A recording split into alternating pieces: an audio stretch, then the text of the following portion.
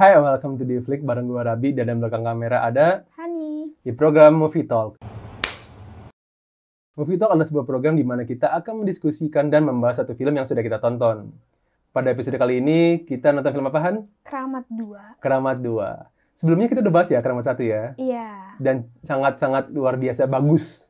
Iya, bagus. Dan aku unexpectable kalau Monty Tiwa bikin lagi ya yang Keramat 2 ini Iya sih. Aku pikir ya udah beres pada saat itu. Terus akhirnya alhamdulillahnya berlanjut ke Keramat 2. Tanpa berlama-lama kita langsung masuk ke sang sutradara. Sutradaranya yang mungkin masih sama ya, Monty Tiwa, yaitu salah satu ikonik horor Indonesia selain Om Joko Anwar. Kita udah pernah bahas filmnya beliau itu di Laskar Pemimpi sama Keramat 1. Jadi kalau misalkan belum nonton, silakan nonton dulu yang Keramat 1 ya, biar kita nyambung lah ceritanya ya. Iya. Kita langsung aja kali ya, Han ya, ke para pemain. Yang pertama, yang paling ikonik adalah Ute. Ute ini aktingnya luar biasa. Iya.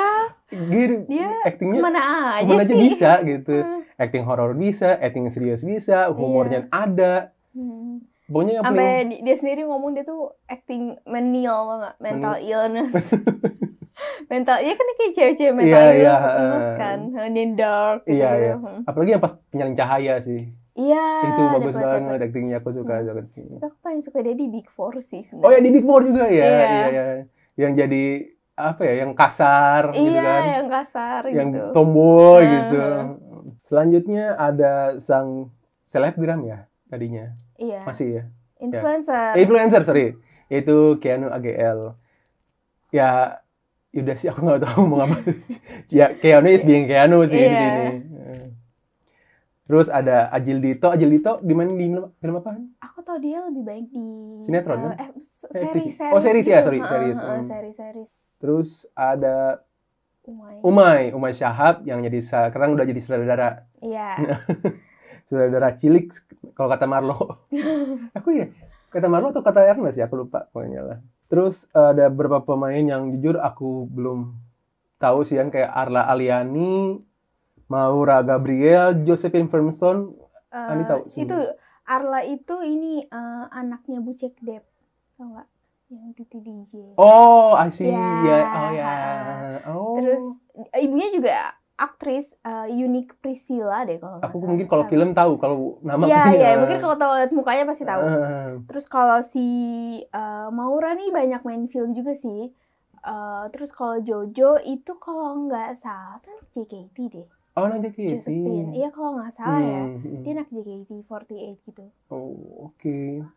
Terus yang terakhir ada walaupun sesaat Ence Bagus, orang Sunda. Iya, Ence Bagus. Di sini dia nggak ngelawak loh. Iya, dia serius tuh sini loh. Di Susana dia ngelawak parah di sini.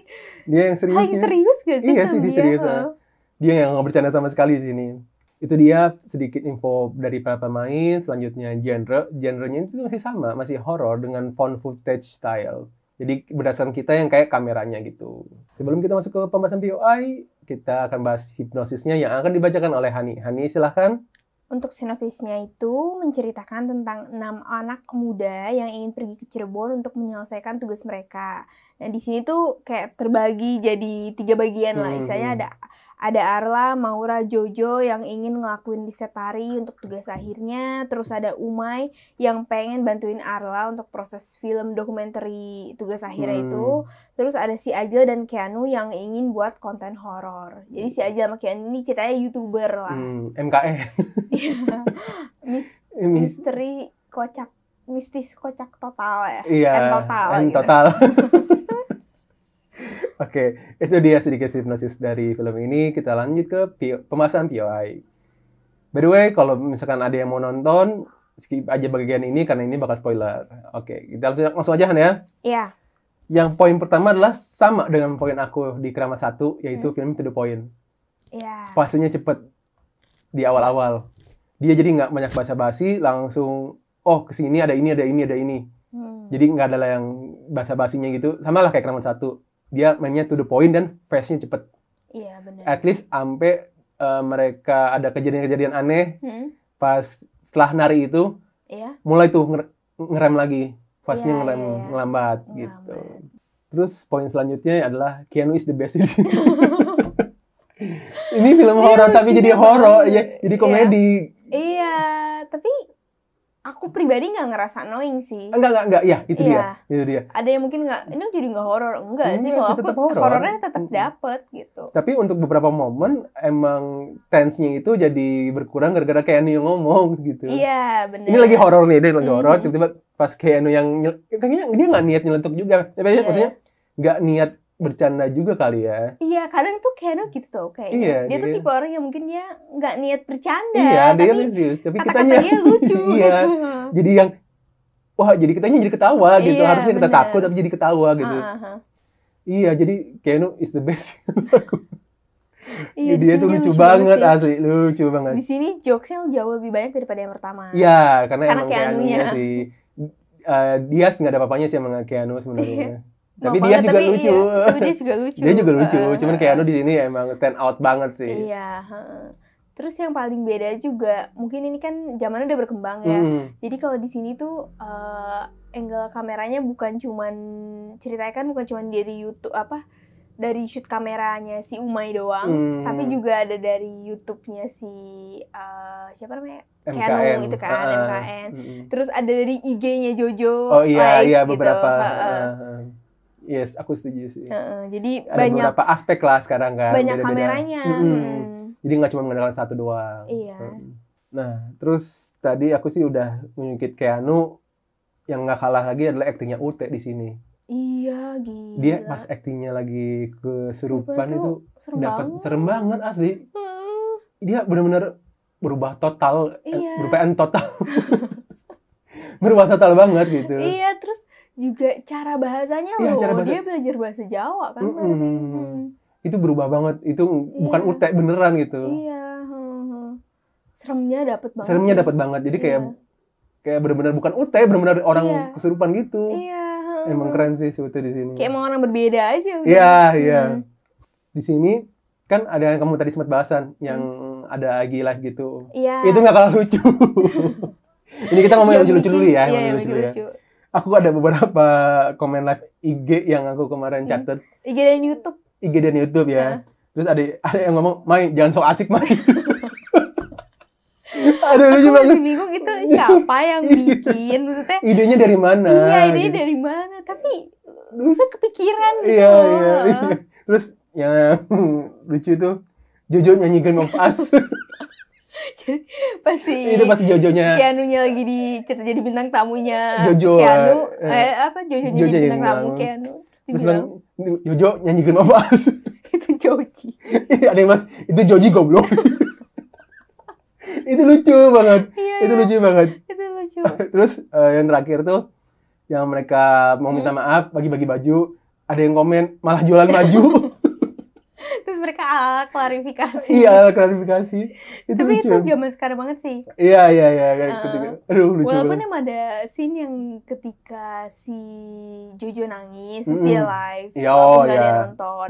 Tapi menurut aku itu agak-agak gak penting sih. Sorry banget, iya gak sih? Nanti akan bahas itu sih. Oke. Nah, terus yang selanjutnya, lightingnya sih lebih bagus kan ya? Iya. Lebih kalau kemarin kan Krama 1 kan benar-benar ngandelin dari satu kamera doang kan. Satu cahaya dari kamera. Satu cahaya. Tapi kalau di sini tuh lebih kerasa banyak poin cahayanya gitu. Iya. Tapi mungkin mendukung ya, karena di season awal tuh Ajil ada ngomong loh ke Umay, "May, gila peralatan lo bagus banget, mahal bisa. nih." Jadi kan kayak logis mungkin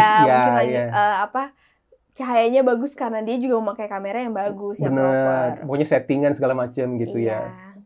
Makanya lebih kerasa lebih sinematik dibanding Krama 1 dari segi lighting ya segala macam. Nah, masih berhubungan juga dengan yang lightingnya itu ya color grading sih kan. Oh ya, kenapa tuh? Karena kalau aku ini dari penglihatan aku ya, pas ketika mereka udah di rumah itu, dia itu lebih kewarnaannya itu lebih ke biru, lebih ke yang chill, lebih yang ke santai, yang mereka tuh masih bisa ketawa-ketawa segala macam. Cuman ketika mereka buka petinya, itu berubah vibe-nya lebih ke oranye. Itu kayak menandakan sebuah perubahan kalau ini lebih yang serius. Walaupun biasanya suasananya tuh kayak wah ada lebih pengen ini udah titik mulai serius nih. Lebih ke oranye gitu color gradingnya. Ini penglihatan aku ya, mungkin salah mungkin benar gitu. Iya. Iya sih. Cuman emang beda banget sih sama Keramat 1 ya. Iya. Keramat bener 1 ya banget. template-nya cahayanya kayak gitu aja, cekal gedenya kayak gitu aja gitu. Benar-benar real banget gitu. Cuman di Keramat 2 mungkin terlalu bagus kalian ya kalau dibandingin Keramat 1. Perbandingan cahayanya ya? Perbandingan cahaya dan cloud gradingnya segala macam. Iya sih, emang kelihatan banget Kelihatan bedanya. banget. Cuman kalau bagi aku pribadi masih logis. Ya masih karena logis ya. Iya, dan juga ceritakan mereka YouTuber ya. Ya, Jadi YouTuber. pasti si Ajil sama si Apalagi Keanu ini punya peralatan ini. Umainya kan juga Ceritanya kayak anak film sutradara kan? perfilman gitu sih. Yes, benar. Gitu sih, cuman ya bagus sih. Itu bukan sesuatu yang jelek ya, itu cuman personal opinion. Sok kan. Kalau yang aku suka juga, kalau di sini Keramat 2 tuh motif untuk mereka istilahnya masuk ke dimensi lain. Itu lebih logis. Karena kan emang kayak dari awal juga mereka salah. Mereka pertama dari Umay nggak nguburin kucing, terus udah gitu mereka salah tariannya itu, ya kan? Seharusnya tidak dibuka. Seharusnya tidak dibuka dan lain-lain. Jadi itu juga sih kalau menurut aku motifnya lebih jelas. Walaupun ada satu karakter yang aku nggak suka banget jujur di sini. Sangat subjektif ya, aku nggak suka si Arla di sini karena dia tuh terlalu bosi dan dia tuh kayak marah-marahnya nggak jelas, ngeluh gitu loh, kayak apa ya, ngeluh ke si Umay dengan dari awal dikasih hotel kayak gitu. Pokoknya si tiga Arla, Maura dan Jojo ini emang kayaknya cewek manja gitu loh, yang ngeluh, yang kayak cuman egois dan mikirin mereka bertiga doang. Karena aku ngerasanya kalau misalkan Mia tuh kan emang kayak tipikal di Keramat 1 dia kan emang yang emang dia bosnya. Iya, bosnya, tapi kan emang karena dia sutradara dan dia bosnya. Dan dia bertanggung jawab akan anak-anaknya. Bertanggung jawab akan itu semua. Jadi ya kalau dia marah-marah kayak gitu, ya dianggap wajar gitu. Tapi kalau si Alam Moro Jojo ini menurut aku kayak lu udah ditolongin, udah dibayarin, ditolongin, masih ngelunjak gitu, kayak aduh gitu. Terus kayak di apa ya, cerita ini kan sebenarnya ketika si Maura itu yang diambil di dimensi lain kan sebenarnya Keanu, Umay, Ajil jangan Umay deh yang kenal, Keanu sama Ajil tuh sama Ute tuh nggak bertanggung jawab untuk nolongin loh. Aku setuju. Kayak ya nggak sih, kayak mereka ya kalau mereka mau si Pati Geni ya udah cuman si Maura aja sama Jojo. Kayak Keanu sama Ajil tuh karena saya nggak mau UT-nya aja gitu kan. Dia nggak punya kewajiban mereka. Iya, karena mereka juga bentuk empatinya mereka aja nggak sih. Keanu Ajil tuh kayak sahabat karib banget, maksudnya kayak persahabatannya tinggi lah gitu. Karena mereka empati gitu. Itu sih yang menurut aku karakternya terlalu nyebelin sih. Menurut aku ya. Ya, aku setuju sih namainin kamu. Satu hal yang nggak didapat dari Keramat 1 yaitu motif cerita sih. Iya. Ini benar-benar bahkan bisa bilang jelas motifnya kemana gitu. Kalau Keramat 1 benar-benar nggak jelas. Maksudnya bukan nggak jelas ya, cuman samar-samar lah. Samar-samar. Tapi lebih ke nggak jelas sih. Lebih nggak jelas ya. Cuma ini benar-benar dikasih motif nih gitu. Iya. Apa sih kesalahan yang mereka lakuin? Iya. Dan itu di detail sih. Iya. Gak asal ngomong doang gitu. Iya, detail. Mereka diceritain kan bener-bener. Dari segi, ya kenapa sih mereka salah gitu ngelakuin itu. Iya. Gitu. Nah, terus film ini mungkin karena emang film anak-anak zaman sekarang jadi frontal gitu kan ya. Iya. Ngomongnya tuh apalagi yang Keanu itu ngomongnya frontal-frontalan sih. Iya. No sensor. Oke. Terus kita ngomongin dari sisi horornya nih, Yan. Iya. Buat aku lebih banyak penampakan dibanding Keramat 1. Contohnya kayak pas di awal-awal aja yang mereka masih bertiga, itu kan udah ditunjukin nih sekelibet doang. Iya. Terus di jump scare di hotel, di gudang hotel itu nggak itu serem banget. Itu nggak expectable tau gak sih itu? Iya. Itu tiba-tiba ini mau ditiba apa Joko Anwar sih? Joko Anwar tuh aku sebel banget ya. Bukan jam scare tuh orang kan kalau film horor iya, ini tuh enggak, langsung aja. Jadi kita mau tutup mata telat. Iya benar. Tutup mata telat gitu. Telat, aduh. Nah, terus balik lagi kan yang scene yang kamu bilang nggak penting. Yang Jojo itu. Karena itu ada horornya, kenapa? Karena tiba-tiba live-nya ketika Jojonya Katu ada satu. Oh iya. Tapi ketika Jojonya ada hilang lagi. Iya. Itu seakan-akan kayak ada yang melatih dia loh Iya, sebenarnya. iya, benar-benar. Walaupun sih. tidak terlihat di kamera gitu. Makanya aku juga awalnya mikir, ya kalau aku kira juga di sini kok lama banget dan nggak Iya, terlalu penting. Cuman ternyata ada satu angka aja gitu Iya, yang kelihatan. itu, Oh, beneran kayak ada something sih nih di Iya, sini gitu. Dan jangan-jangan ya itu yang di gudang itu. Iya, Iya. mungkin. Heeh. Benar. Terus balik lagi ke horornya paling kerasa di rumah sakit sih.